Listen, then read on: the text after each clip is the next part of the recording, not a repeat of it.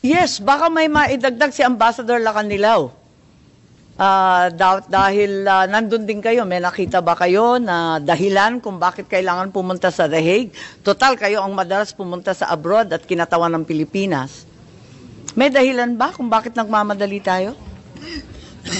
Hindi po ako hindi po ako aware o competent para sagutin po yung ganon.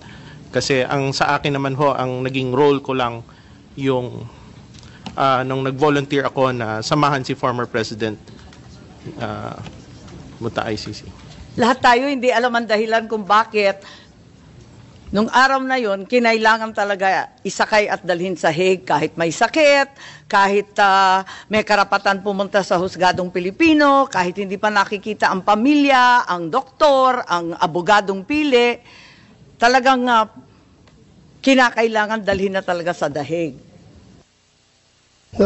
Ambassador Lacanilaw, I find your answers very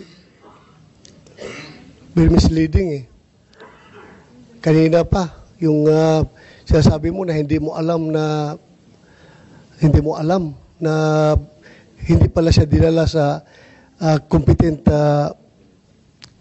court, competent judicial authority. Hindi mo alam.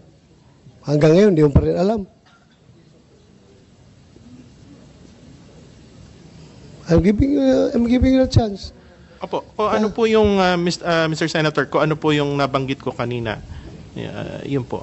Nandoon ka the whole time, galing sa tube hanggang doon sa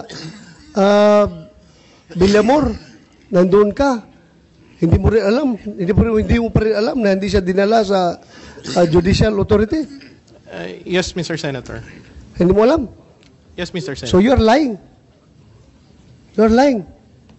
Madam Chair, I move to set in contempt Ambassador Lacanilaw. Last chance, hindi mo alam if nilabas sa Villamor si PRRD? Hindi mo alam? Hindi po, Madam Chair. Okay, there's a motion to cite you in contempt. I have to affirm.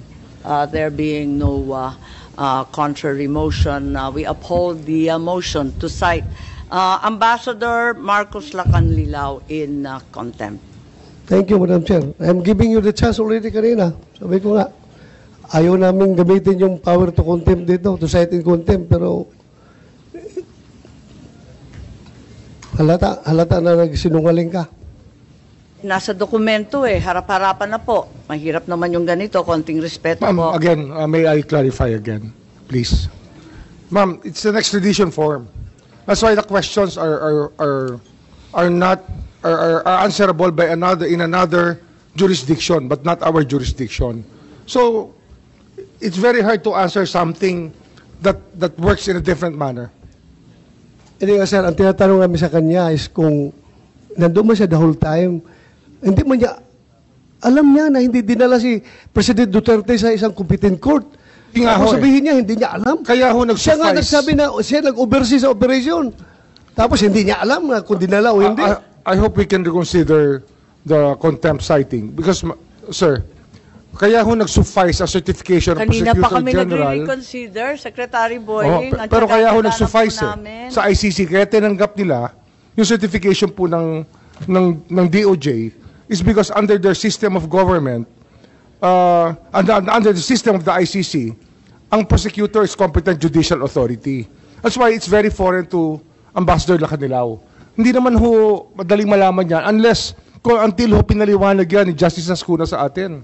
Ay, hindi magkaiba naman, po talaga hindi naman ang pagtingin. Hindi naman kailangan maliwanagan national.